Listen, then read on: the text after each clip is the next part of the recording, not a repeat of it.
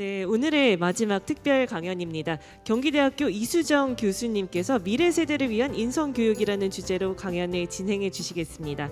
이수정 교수님은 현재 경기대학교 교수로 재직 중이시며 법률 분야에서의 전문성을 가진 법원 행정처 전문 심리위원으로 활동하고 계십니다.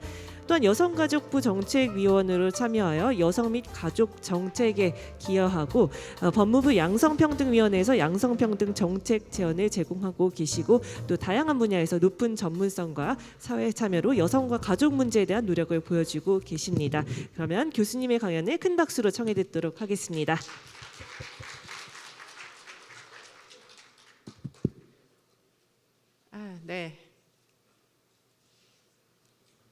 네, 반갑습니다, 여러분. 제가 오늘 마지막 그 세션 이어서 아마 하루 종일 앉아 계시느라고 굉장히 힘드셨을 텐데 가능하면 빠른 시간 안에 제가 정보를 전달 드리고 지금 몇 시에 끝나면 되는 건가요? 4시 한 40분 정도에 끝나면 되는 건가요? 50분? 네. 그러면 플로어에서 질문도 좀 받고 그런 시간을 갖도록 하겠습니다. 일단 저는 한국어로 하겠고요. 제가 영어로 사고를 하지 않다 보니까 whenever I speak English, I realize my brain and mouth is too far. So let me speak Korean. 그래서 한국말로 하겠습니다. 네.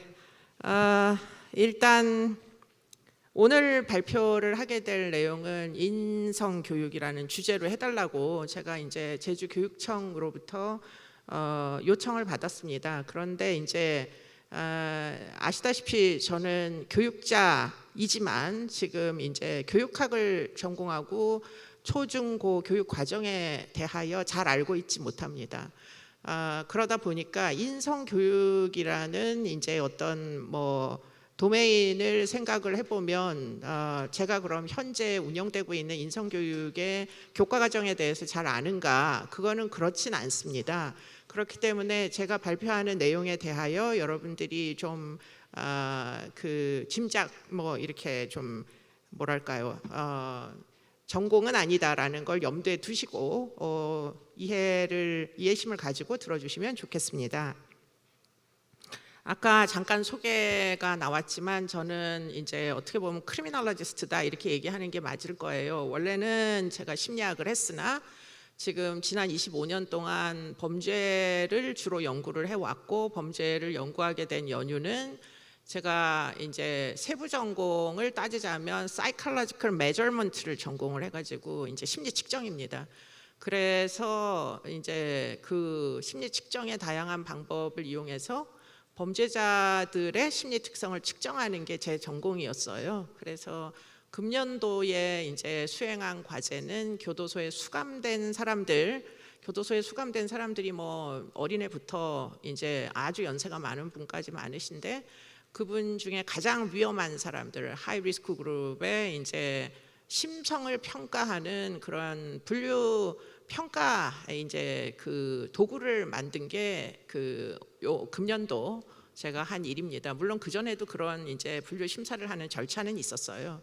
그런데 이제 전체 교도소 수감자들을 다 몰아놓고 획일적인 분류 심사 시스템을 운영을 했었는데 지금 그러다 보니까 이제 그런 시스템에서는 선별되지 못한 가장 재범 가능성이 높은 사람들의 이제 특징에 대하여서는 일반 범죄자들에 대한 분류 심사의 그런 여러 가지 절차로는 좀 선별이 어렵다.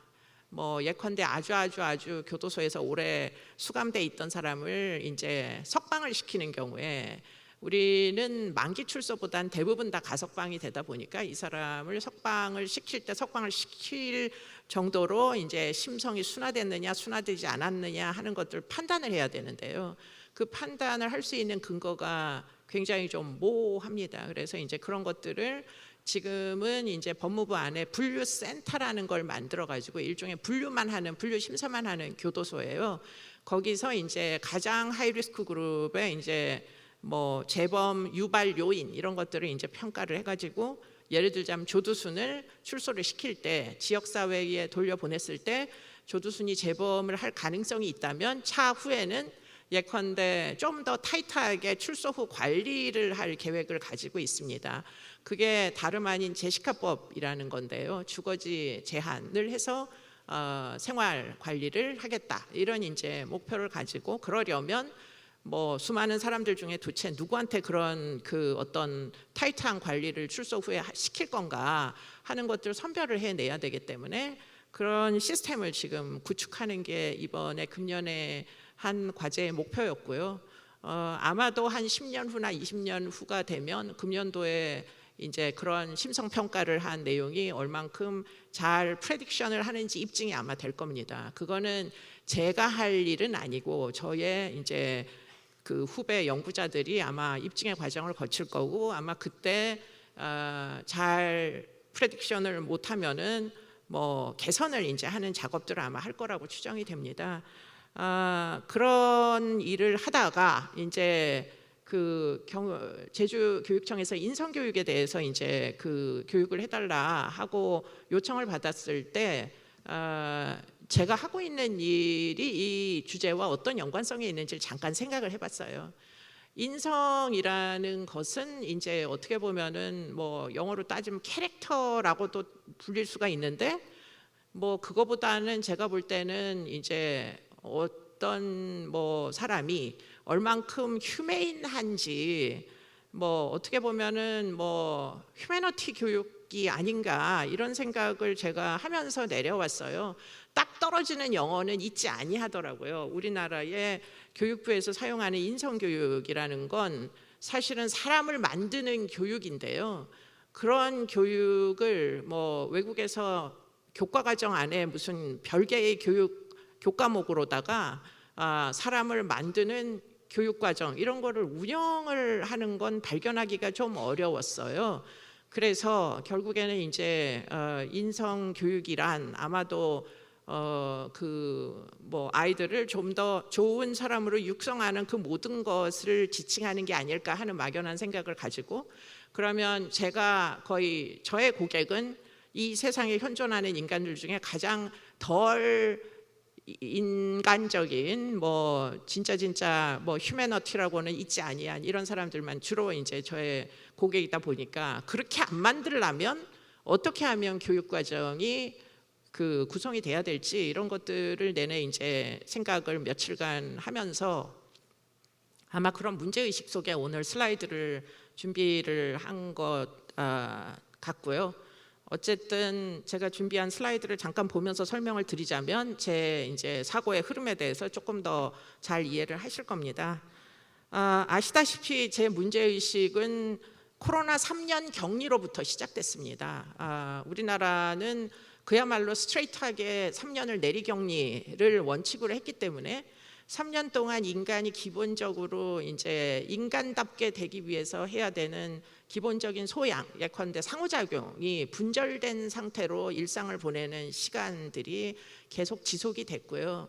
어른들, 이미 다 뭐 사회화가 된 어른들은 여러분이나 저처럼 지금 일상생활로 복귀한 이후에 별로 불편함을 느끼지 아니할 거다. 왜냐하면 살아오던 방식대로 그대로 3년을 좀 격리가 되더라도 일상생활로 돌아가는데 크게 어려움이 없었을 테니까.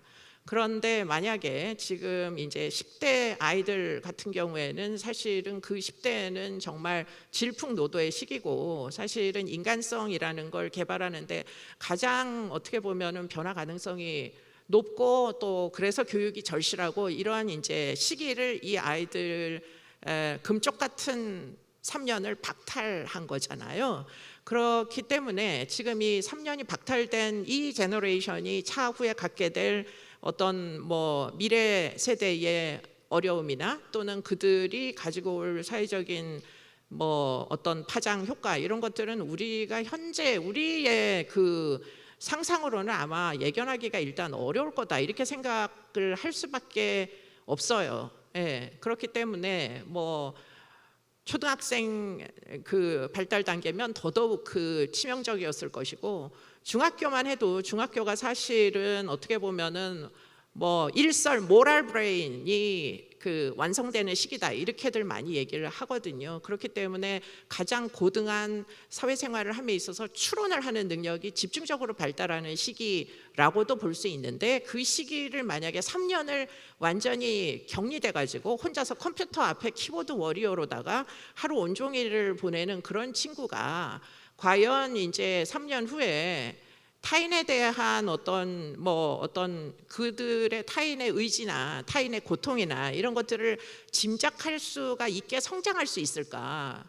우리는 컴퓨터 앞에 앉아서 모두 온라인으로 수업을 했죠. 열심히 했습니다. 선생님들도 열심히 그 온라인 수업 교재를 만드시고, 저도 마찬가지고요. 익숙하지 않은 그런 온라인 수업 교재를 가지고 대학생들을 교육하는 것도 절대 쉽지 않았고요. 그들의 어텐션을 끌기 위해서 수업 시간에 교육하는 것보다 전 온라인 수업을 하면 훨씬 어렵더라고요. 어떻게 하면 이 아이들이 나와 저는 이제 교양 과목을 주로 강의를 많이 했기 때문에 3시간을 어떻게 어텐션을 끌고 갈 수가 있느냐가 이게 굉장히 어려운 과제구나 하는 것들 절실하게 느꼈고, 다행히 1시간 강의를 온라인 콘텐츠로 하면 30분만 하면 된다, 40분만 하면 된다, 좀 시간을 줄여줘서 망정이지, 만약에 수업 시간에 하듯이 내용을 이야기하고 또 설명을 하고 아이들의 반응을 보고 질문을 받고 이런 모든 인터랙티브한 이런 이제 교육의 기회 같은 것들을 가지지 못한다면, 이게 이제 제가 얘기한 콘텐츠가 아이들한테 얼마나 가서 전달이 될지는 사실 굉장히 의문을 내내 가지면서 교육을 했었어요. 아마 선생님들도 틀림없이 그러셨을 겁니다. 우리가 예상한 대로 3년 후에 아이들의 학력은 현저히 저하됐다. 과거 그 어느 때보다도 지금 이 세대는 학력 저하가 심각한 문제다. 이런 것들은 이미 입증되는 결과로 나타나고 있습니다. 국어도 이제 제대로 한국말도 제대로 말하고 쓸 수 없을 정도로 그야말로 모든 이제 표현의 방식이 다 브로큰 코리안이 돼가지고, 이거는 진짜 듣도 보도 못한 어휘들로 맞춤법도 제대로 맞추지 못하는 그런 아이들이 이제 탄생을 하고 있기 때문에 학력이 떨어진 거야 너무나 당연하지 않겠느냐 이런 예상을 해볼 수 있지만, 문제는 그것만이 아니라 오늘 드리고자 하는 말씀은 이들의 이제 인성, 사람 됨됨이가 그 전 제너레이션하고는 지금 굉장히 다른 형태의 실태적인 문제를 보이고 있다라는 걸 이제 리포트를 해드리려고 해요. 그런데 안타깝게도 제가 가진 공식적인 이제 일반인들에게 오픈된 데이터는 2023년도 데이터는 저에게 없습니다. 그러니까 공식적으로 오픈된 데이터는 비교적 이렇게 빨리빨리 프레시하게 데이터 코딩을 해서 오픈하는 자료 중에 가장 최근의 것은 2021년도 자료 정도까지 밖에는 확보가 안 돼서, 그래서 3년 이펙트를 다 볼 수는 현재 없어요. 그래서 격리의 초기에 만 해도 애들한테 어떤 영향을 미쳤는지 하는 것들을 보여드리는 그런 이제 한계적인 통계적 문제가 있고요. 만약에 이게 장기적으로 어떤 영향을 미쳤는지를 보시려면 아마 2024년도 말은 돼야, 그래야 2022년도 중반기까지 우리가 거의 3년을 아이들을 격리시켰던 것의 결과물을 아마 추정할 수 있을 겁니다. 그렇기 때문에 현재로서는 부분적인 데이터에 불과하다, 그런 이야기를 드리고, 차후에 만약에 저에게 계속 연구할 수 있는 기회가 주어진다면 정말 연구를 해보고 싶다 그런 생각이 들기도 하는데요. 진짜 용감하게 3년을 격리시킨 그 이제 어떤 이펙트가 거의 대한민국의 실험실이 이제 하나 탄생을 한 거예요. 저는 이제 심리학자이다 보니까 사람들에 대하여 실험도 가끔 많이 하는데 3년짜리 실험은 제가 해본 적이 없어요. 그런데 지금 이 격리는 아이솔레이션에 대한 어떤 파장 효과는 이거는 거의 3년을 격리했기 때문에, 그리고 나서 인성에 어떤 종류의 결과가 산출되는지는 아마 차후에 2024년 이후부터는 아마 틀림없이 모든 이제 우리나라의 영역에서 다 그 격리로 인한 이펙트에 대한 그런 연구들이 이루어질 거다. 우리처럼 이렇게 격리가 심했던 나라를 전 세계적으로 찾아본다면, 특히 교육 현장에서의 격리를 찾아본다면 사실 그렇게 쉽게 찾아지지가 않아요. 유럽의 많은 국가들은 6개월 격리를 시키고 아이들에게 일어나는 굉장히 심각한 사이드 이펙트를 보면서 코로나 감염보다 격리가 더 위험하니까 아이들 학교에 오게 하라 이렇게 결정한 나라들도 있고요. 아마도 이제 격리가 타이트하게 굉장히 철저하게 그 집행이 됐던 나라는 중국하고 우리나라 두 군데가 아마 틀림없이 이제 뭐 나중에 어떻게 이펙트가 나올지 뭐 두고두고 연구가 아마 되지 않겠느냐 이런 생각을 하게 됩니다.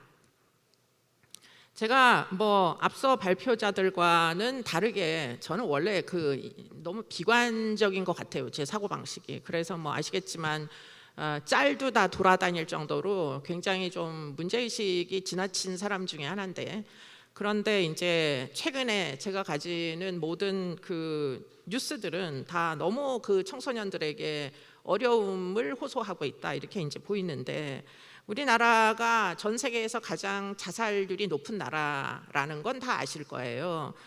인구 10만 명당 25명이 죽는 나라입니다. 유례 없이 많이 죽는 나라예요. 뭐 아이를 잘 낳지도 않는데 이렇게 자살률이 높아가지고 인구가 감소하는 건 불을 보듯이 흔한 일인데, 그럼 여기서 이제 우리가 벗어나야 되는데 그럼 어떻게 벗어나면 좋겠느냐 하는 걸 놓고 아마 거의 국정 과제를 가지고 이런 문제를 해결하려고 하는 나라도 사실 그렇게 많지는 않을 거예요. 금년도에 최근에 국회에서 다행하게도 정신건강 예산을 확보를 많이 했습니다. 그래가지고 과거에는 5년마다 하던 그런 전국민 정신건강 지표에 대하여 이제는 2년마다 한 번씩 정신건강에 대한 검증, 그러니까 평가를 할 수 있게 기회를 이제 주겠다 하여 의사결정을 했는데, 뭐 1년 예산보다 거의 그 내년도 예산은 8배가 많은 예산을 집행을 하겠다고 발표를 했어요. 그 정도로 코로나 3년의 이펙트는 커졌다 이렇게 봐도 사실 과언이 아니고, 그렇게 커진 데에 제일 크게 타격을 받은 사람들은 바로 중학생들, 초등학교 학생들, 중학생들입니다. 뭐 통계를 보면 금방 알 수가 있어요. 미성년자, 특히 아동 청소년의 사망 원인 1위가 질병이 아니고 자살인 나라는 생각보다 많지 않아요. UN 가입 국가 중에.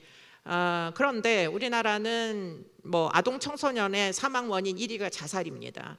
그리고는 그 자살률이 과거에는 고등학교 학생들 사이에서 상대적으로 좀 많은 편이었는데, 그런데 최근 코로나 끝에 3년 격리 끝에 자살률이 아주 그 많이 늘어난 그 이제 제너레이션은 몇 살이냐, 12살에서 14살짜리 아이들의 자살률이 무지하게 많이 늘었어요. 아마 제주교육청에서도 아까 교육감님 말씀 잠깐 들으니까 17명이 투신했다고 이야기를 하시더라고요. 그런 유례가 없었다고. 제주도는 제가 아까도 비행기 타고 내려와서 갑자기 공항에 딱 내리는 순간에 그 억눌렸던 마음이 확 퍼지는 것 같은 이런 느낌을 받아가지고 굉장히 정신건강에 도움이 많이 되는 환경을 가졌다라는 건 뭐 논쟁의 여지가 없는데, 그럼에도 불구하고 사실은 17명이 투신하는 지금 상황이다라고 말씀을 하셔서 깜짝 놀랐는데요. 제주도도 다르지 않구나.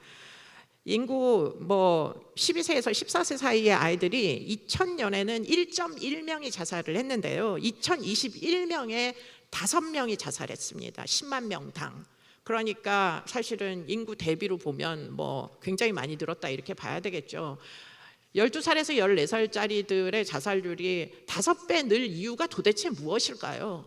그건 사실 진짜 우리가 곰곰하게 교육 현장에서 고민을 해서 해결하지 않으면, 이게 물론 뭐 국가적으로 자살률을 줄이겠다는 거대한 예산을 세우긴 했지만 제가 보기에 그 예산 중에 상당한 예산이 사실은 이 초등학생과 중학생들을 위한 이제 어떤 인성을 좀 더 순화시키고 그런 극단적인 선택을 하지 않도록 하기 위한 예산으로 꼭 쓰여야 된다, 이런 생각을 한편으로는 갖게 됩니다. 이거는 유례 없는 상황이 지금 전개되고 있고요.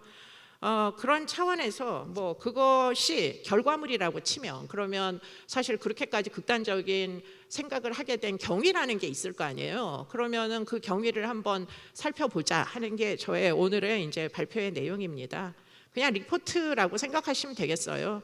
저는 이제 범죄 통계를 계속 매년 이제 팔로우업을 하는 사람이다 보니까 지금 보시다시피 갑자기 시뻘건 이제 그래프로 마구 증가하는 게 있잖아요. 저게 뭐냐면 너무 갑자기 범죄가 심각해져 가지고 형법을 적용하지 않고 소년법을 적용할 수가 없는 범죄가 너무 많이 늘어난 거예요, 최근에. 그런데 그게 유달리 이제 2017년도 이후에 2018, 19 아마도 뭐 2021년 이후에도 폭발적으로 증가했을 거예요. 특히 금년도 마약 단속을 했죠.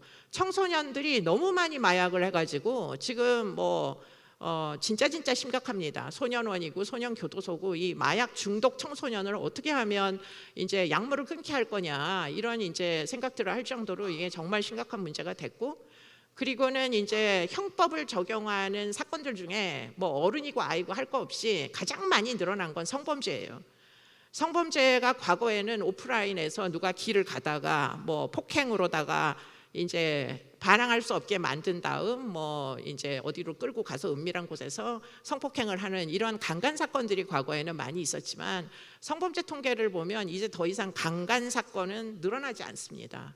인구 대비 강간 사건은 이제 더 이상 늘어나지 않는다. 거의 정점을 찍었다. 그러면 뭐가 늘어나고 있느냐? 거의 대부분 디지털 성범죄입니다. 누가 주로 디지털을 씁니까? 거의 디지털 휴대폰을 들고 거기서 모든 일상생활을 영위하는 사람들은 여러분들이나 저 같은 제너레이션이 아니고요. 10대, 20대, 뭐 20대 후반에서 30대 초반, 이 사람들이 지금 거의 다 디지털로 범죄가 다 옮겨갔다. 그래서 요즘 신종 범죄가 너무 많아져서 이게 전부 이제 경찰청에서는 책상에서 사이버 수사팀만 잔뜩 늘려야 되는 지경에 이제 이르렀어요. 모든 게 여러분들의 이 그 휴대폰으로 터미널로 모든 범죄의 위험이 다 여러분들을 유인하고 있기 때문에 뭐 보이스피싱 피해도 많아지고 무슨 뭐 그 사기 범죄도 늘어나고 전부 IT를 이용하는 거죠. 성폭행은 이루 말할 수 없이 늘어나서 이거는 제가 누누이 설명할 필요가 없을 정도로 최근에 우리가 깜짝 놀란 현상이 뭐냐면 2010년부터 2020년 21년까지 출생 신고를 안 한, 출생은 했는데 출생 신고를 안 한 아이들을 지난 10년 동안 추적해 보니까 10,000명이라는 거예요. 아이를 낳았는데 애가 증발한 겁니다. 그래서 이게 도대체 무슨 일이냐? 물론 그 중에는 외국인 그 유입자들이 한국에서 출산을 하고 그럼 우리나라에 출생 신고를 할 필요가 없으니까 외국인 인구가 늘어나면서 뭐 10,000명 중에 적어도 한 30-40%는 외국인들에 의한 출산일 거다. 뭐 틀린 얘기는 아닌 것으로 추정됩니다. 그런데 이제 나머지 뭐 해도 6,000명이라고 치자고요.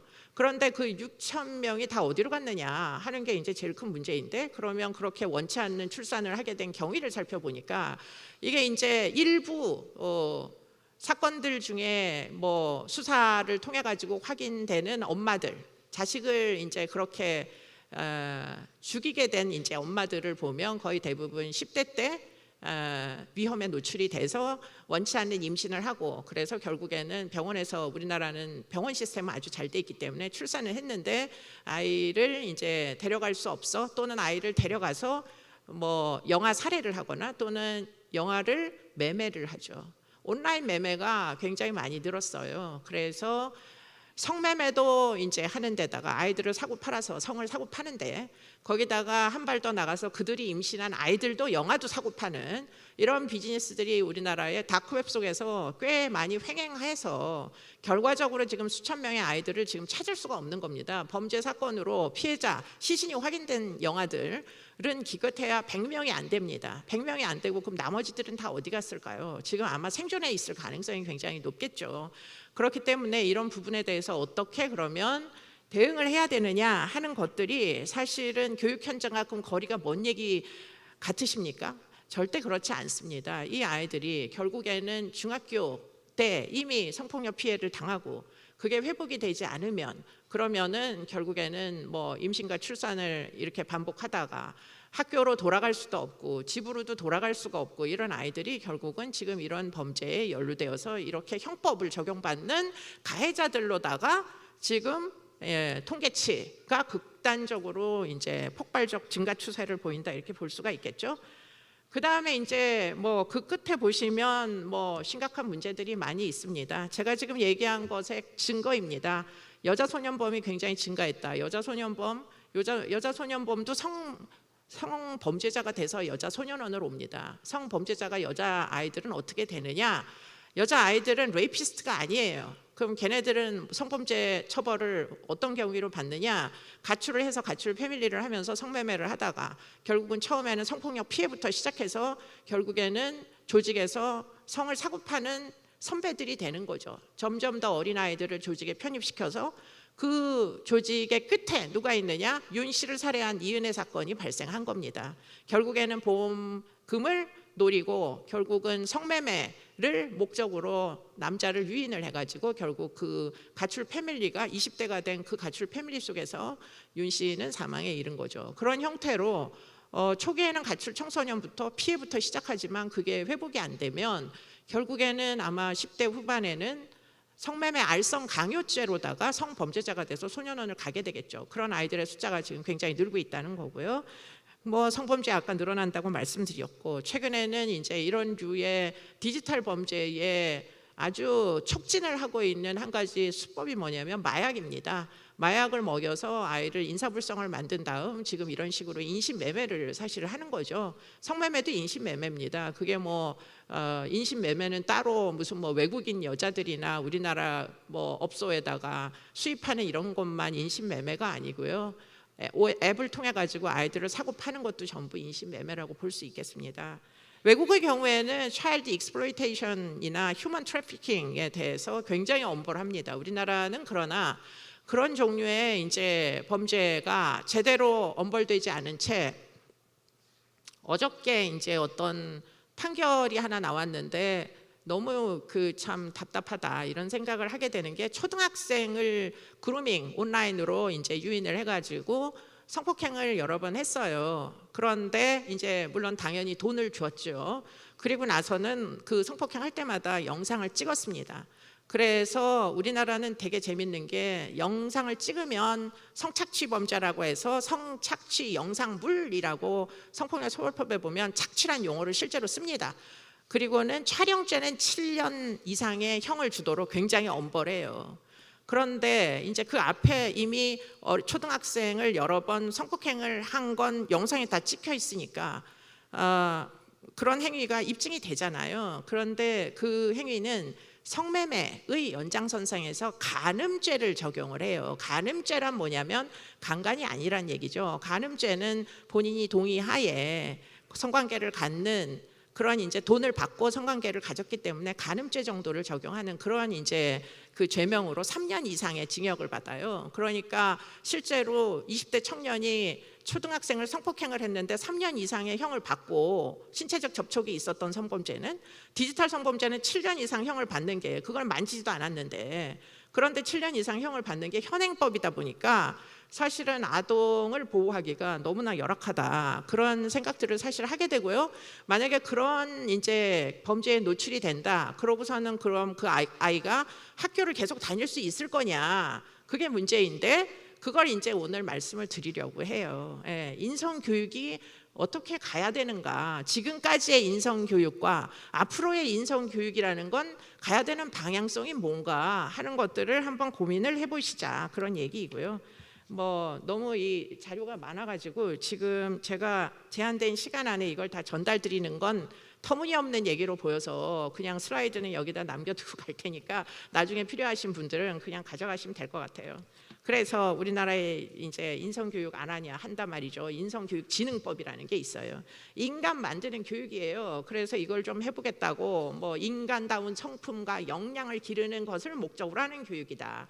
그리고는 핵심 가치가 뭐냐? 효, 정직, 책임, 존중, 배려, 소통, 협동을 가치에, 교육의 가치에 목표로 두고 역량은 뭘 개발할 거냐? 지식과 의사소통 능력, 갈등 해결 능력, 이런 것들을 개발하는 교과과정을 개발해서 인성교육이라는 타이틀 안에 교과과정, 교육을 이제 현장에서 시킨다. 이걸 이제 우리가 목표로 하고 있어요.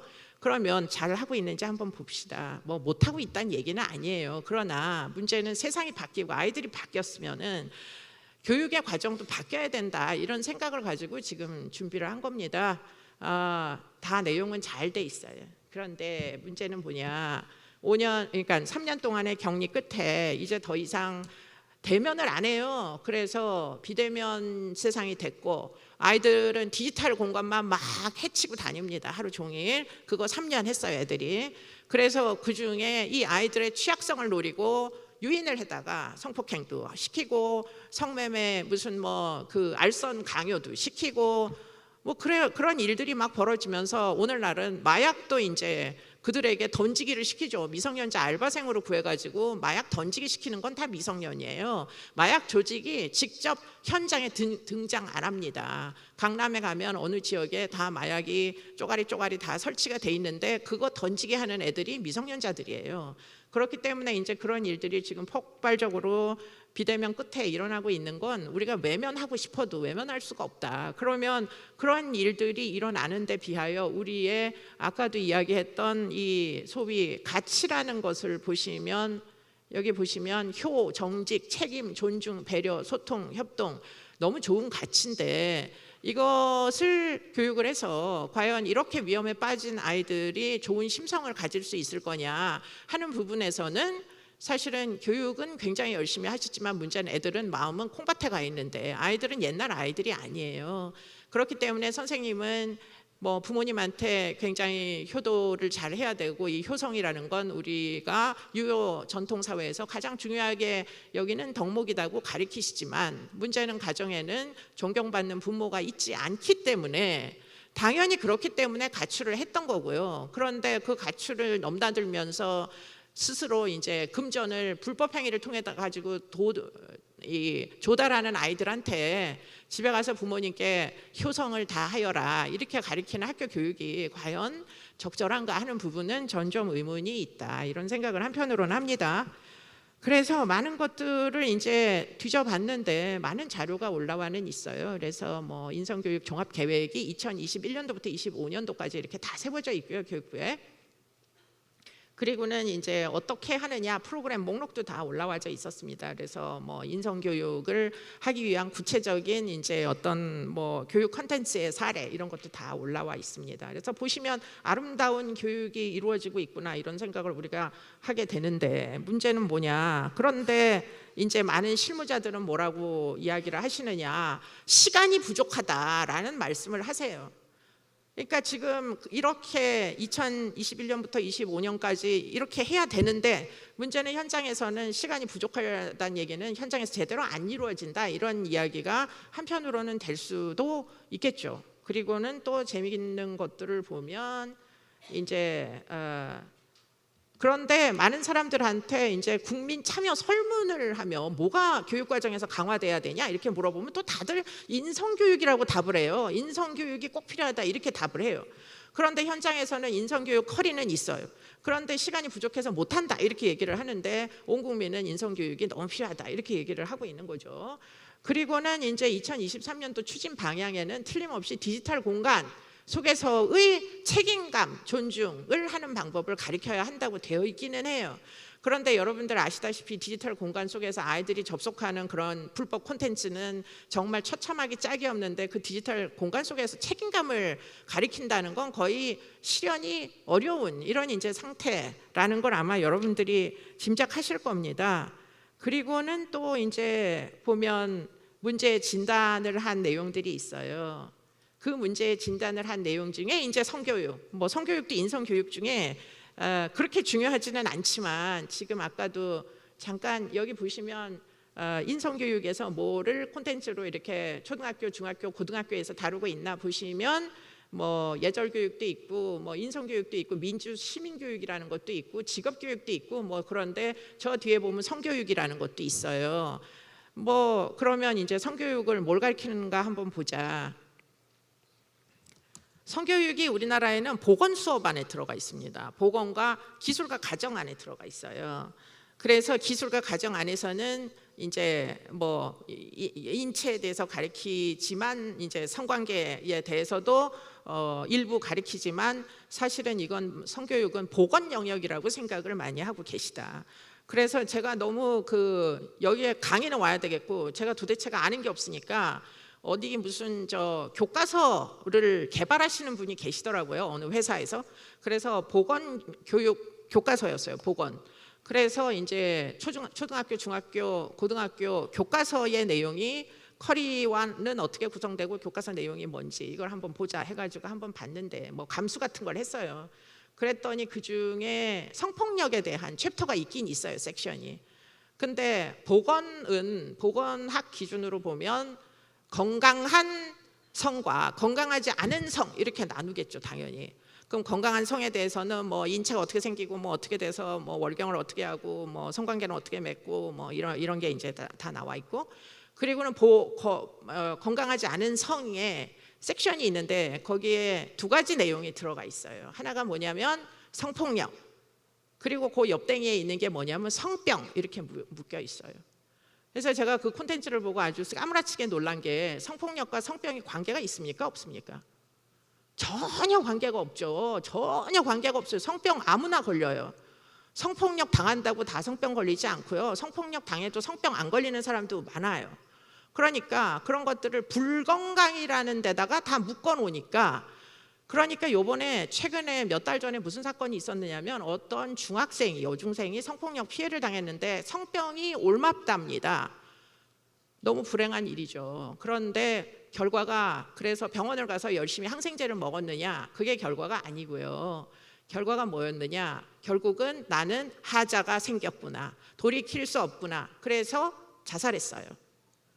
그러니까 이게 교육하는 사람들 입장에서는 편의에 의해 가지고 콘텐츠를 이렇게 나눠 놓는데, 문제는 교육을 받는 학생들 입장에서는 성폭력도 회복 불가능하다, 성병도 회복 불가능하다. 성병 섹션에 가면 진짜 몸이 막 이렇게 염증으로 뒤덮여 있는 사진들만 잔뜩 나와 있어요. 그러면 성폭력을 당하면 이렇게 온몸이 다 녹아내리는구나라고 아이들이 오해도 얼마든지 할 수 있는 그런 콘텐츠.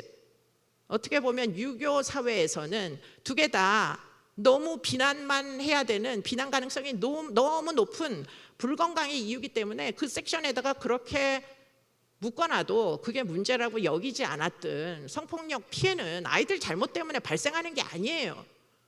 그럼 성폭력 피해는 누구 잘못 때문에 발생하느냐? 그 아이들에게 성폭력을 행사하는 자들이 잘못되기 때문에 그들을 처벌해야지, 아이들을 피널라이즈 시키는 이런 콘텐츠를 그대로 수업 시간에 복원이라고 가르치는 건 저는 지금 무지하게 문제가 있다, 이런 생각을 지적을 했고요. 성폭력은 너희들이 뭐가 하자가 생기는 게 아니라 성폭력은 너희들 잘못이 아니다, 신고를 해야 될 정도로 이건 정말 심각한 피해고 너희들을 보호해주지 못한 우리가 잘못이다, 이렇게 가르치는 게 사실 너무 필요한데, 뭐 아까 여기 어디다가 제가 아마 틀림없이 넣어놨을 거예요.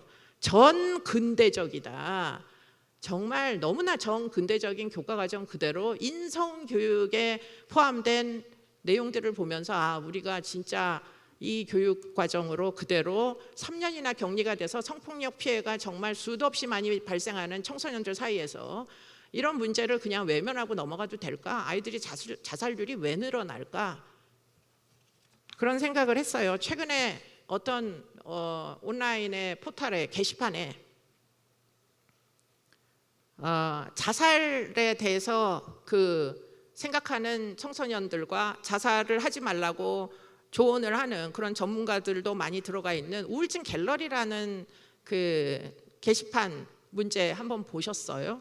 우울증 갤러리에 아이들이 죽고 싶다고 많이 호소를 하면 정신과 전문의도 들어가서 그렇게 하지 마라, 무슨 뭐 병원에 와서 처방을 받아라, 약물을 먹어라, 뭐 이런 조언도 하시기도 하고 상담도 해주시는 분들도 계시고 그래요.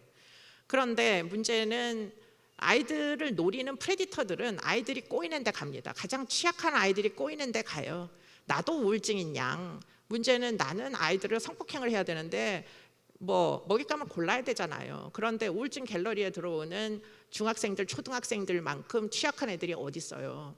그런 젊은이들이 그 사이트에 수도 없이 많이 들어가도 스크리닝을 해낼 방법이 없고, 그래서 어떻게 됐느냐, 아시다시피 자살 영상까지 찍었죠. 성폭행을 하는 걸로도 모자라가지고 자살 영상까지 찍어서 그 갤러리에서, 게시판에서 서로 공유하고, 야, 이렇게 뛰어내려서 이렇게 죽는 거구나. 투신이 왜 많아졌을까요? 자살의 수법 중에 아마도 그런 영상들이 영향을 줄 겁니다. 제주도도 17명이 어떻게 극단적인 선택을 했는지는 잘 모르겠으나 어쨌든 그런 식의 이제 어떤 뭐 온라인은 한번 확 퍼지면은 그게 정말 일파만파 정말 그 부작용이 이루 말할 수 없이 정말 모델링이 돼요. 이게 뭐 학습 효과가 있느니 없느니 논쟁을 하지만 그거는 연구자들의 논쟁일 뿐 사실은 학습이 됩니다. 그래서 어떻게 됐느냐? 투신 자살이 수없이 많이 늘었다. 어떻게 하면 좋겠느냐? 어떻게 했으면 좋겠습니까? 제가 참 무능력하다, 힘이 없다 이런 생각들을 진짜 맨날 하면서 지내요. 그 게시판 못 닫았습니다. 방송통신심의위원회에서 게시판을 내려라, 닫아버려라 그랬는데 안 닫더라고요. 왜냐하면 좋은 정보를 올리는 사람도 있기 때문에 게시판 그 활동을 우리 현행법으로는 닫게 강제할 수가 없대요. 그렇기 때문에 뭐 일부 게시판에서 성을 사고 팔고 영화를 사고 팔고 입양이라는 키워드로 1대1 채팅 창을 열어서 아이들을 팔고 싶은 사람, 아이들을 사고 싶은 사람 연결을 해도 그 게시판을 현행법상은 닫을 수 없어요. 그러니까 여러분들이 그런 것들을 법률을 바꾸게 해주셔야 됩니다. 이게 뭐 누구 한 사람 능력으로 되는 것도 아니에요. 그래서 그 이후는 제가 했던 연구들인데 뭐 보나 마나 많은 실증적인 연구들이 있고요. 결론적으로 뭐 너무나 정신건강 실태가 안 좋다. 아이들이 이렇게 그 많은 뭐 먹잇감으로 삼는 일들이 폭발적으로 많은데 보시면은 아이들한테 실제로 이제 설문조사 같은 거를 해보면 우울이 상당 부분 우울하다라고 얘기했던 애들이 좀 그 줄었다가 뭐 비대면 되면서 이게 막 지금 폭발적으로 막 늘어나고 있고요.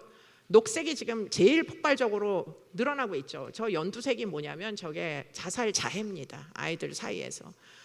이게 이제 꺾어야 돼요. 이거를 그냥 내버려 두고는 뭐 오늘 우리가 미래 교육을 얘기하는데 교육할 애들이 없어요. 이렇게 되면 일단 아이들이 자신에게 발생한 피해를 극복하고 어떻게 해서든 성장할 수 있도록 이걸 붙잡아야 되는데 문제는 현행 교과 과정은 아까도 말씀드렸잖아요. 성폭력 이꼬르 성병이라고 그런 교과 과정을 70년대 80년대 만든 걸 그대로 유지하면서는 아이들을 도저히 잡을 수가 없어요. 그렇기 때문에 우리는 완벽하게 체질 개선을 해야 된다. 이미 상처받은 아이들이 나의 교육 대상자라는 것을 염두에 두고 그러면 인성교육이라는 걸 다시 재구성해야 되는 거 아닌가 이런 이제 이야기를 드리겠습니다. 마지막 페이지만 보고 그냥 종료하도록 할게요. 너무 그 쓸데없는 그래서 어쨌다는 거냐? 네. 사이버 아주 형편무아지경입니다. 여기 법이 없어요. 무법천지. 먹잇감을 다 사냥을 해도 우리나라는 인신매매 방지법도 있기는 있는데 처벌 수위가 아까도 얘기한 대로 별로 높지 아니하고 의자 강간 연령 높였는데 또 다 따져가지고 돈 받은 아이들은 또 무슨 강간을 인정 안 해주고 의자 강간 인정 안 해주고 간음이래요. 여하튼지 간에 아이들 보호랑 아무 관계없이 법을 운영을 하면서 전부 피고인의 그 가해자들의 인권만 침해 없이 뭐 무죄 추정을 하고 불구속 수사를 하고 가서 애들 협박하고 공갈해 가지고서는 고소 취하라고 하는 그 놈들이 그냥 막 돌아다니게 내버려 두는 그런 사법제도 내에서 선생님들 밖에는 아이들을 지킬 사람이 없어서 제가 굳이 오늘 비행기를 타고 내려와서 좀 이따 비행기를 타고 올라갈 겁니다. 예. 참 저도 여기까지 제가 왔어야 됐나 곰곰이 생각을 하면서 야 진짜 확실히 나는 멍청하구나 이런 생각을 다시 한번 하게 되는데 문제의식을 공유할 분들이 안 계세요. 그래서 여러분들은 아마 이 문제의식에 대하여 깊은 공감을 가져주실 거라고 생각을 하면서 어찌되었던 여차저차 이것들 이렇게 저렇게 적어봤는데 결과적으로 아이들은 위기 속에 있습니다. 그렇기 때문에 선생님들만 아이들을 위기 속에서 다시 회복시킬 수 있는 유일한 에이전트다. 전 그런 기대를 가지고 여러분들께 오늘의 발표를 드리도록 하겠습니다. 고맙습니다, 여러분.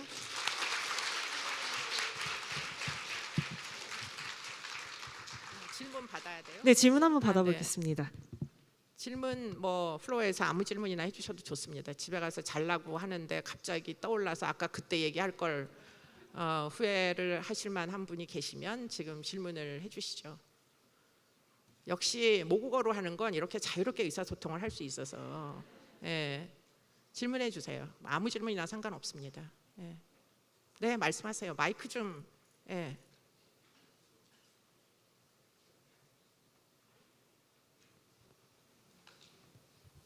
질문이 아니고요. 제가 며칠 전에 이현정 CBS에 이제 이수정 교수님이 아침에 인터뷰하는 거를 들었어요. 네, 저는 도평초등학교 교장입니다. 네, 반갑습니다. 네, 그때 들으면서 아 정말 훌륭한 일을 하시고 계시구나. 지금 경기대학교 후문 지역구로 나가신다고 하시길래 예, 응원하고 또 질문하시라고요. 네, 오늘 제가 이제 이 포럼을 참석하면서 교수님 오신다고 하니까 꼭 가서 강의를 들어야 되겠다 생각을 했어요. 왜냐하면 그 중에 하나가 저희 학교가 이번에 내년 2024년도 인성교육 교육부 지정 도 요청으로 인성교육 연구학교가 됐는데 그 주제를 마침 교수님이 지금 이렇게 그 요즘에 디지털 시대에 온라인 사이버 범죄와 그런 학생들이 취약한 점 그거를 인성 꼭지 하나로 놨거든요. 전통의 그 충효의 인지 이런 협동 배려 플러스 디지털 시민성 해가지고 인성교육을 놔서 아마 그 계획서를 보신 분이 꼼꼼히 봐서 아마 저희 학교가 된 걸로 봤어요. 그래서 오늘 오면 교수님이 어떤 내용을 할까 제가 굉장히 궁금해서 왔었고 어쨌든 간에 교수님께서 하신 일이 잘 돼서 우리 학생들이 정말 이런 법 제도 안에서 잘 됐으면 좋겠습니다. 네, 네. 응원합니다. 아, 고맙습니다. 네. 제가 너무 어려운 데를 멍청하게 선택을 했다고 많은 사람들이 저에게 명복을 빌거나 위로를 하는데 오늘 응원을 해주시는 분 말씀을 들어서 매우 감사하고요. 제가 그런 선택을 하게 된 경위는 제가 굉장히 엄벌주의예요. 제가 불법에 관대한 사람이 못 됩니다. 못났어요. 저는 그들이 그렇게 풀려나는 걸 전 도저히 제 상식으로는 이해가 잘 안 돼요. 그러니까 뭐 달리 선택할 방법이 없었습니다. 그 부분을 좀 이해해 주시면 응원을 해주시는 거 너무 감사하게 잘 받아들이겠습니다. 고맙습니다. 네, 네 말씀하세요. 질문을 제가 계속 받을 수는 없을 것 같고요. 여기서 마지막 질문으로 하겠습니다. 네. 지금 인성교육에 여러 가지 어려운 네. 점이 있지만 그 중에 한 가지가 현장에서 선생님들이 자신 있게 학생들을 지도할 수 없는 아동학대법이라든지 여러 가지 어려운 상황에서 인성교육 못하고 있는 네, 네. 이 문제가 제일 저도 심각한 원인 중에 하나라고 생각합니다. 네. 저희 학교에도 심각한 학생이 있어요. 그래서 학교 담배 피고 뭐 여러 가지 그런 학생도조차도 선생님이 정확하게 지도하기가 되게 어려운 상황입니다. 네, 네. 이런 상황을 위해서 교수님 끝까지 노력해 주셨으면 좋겠다는 얘기와 네. 교권 회복을 위해서 앞으로 노력해 주셨으면 감사하겠습니다. 맞습니다. 네, 아동학대 처벌법에서 지금 선생님들의 지도권은 꼭 확보할 수 있도록 그렇게 노력하겠습니다. 네, 고맙습니다. 네. 네, 좋은 강연 해주시고 또 이렇게 문제의식을 공유하기 위해서 제주까지 날아와 주신 교수님께 다시 한번 큰 박수 부탁드리겠습니다.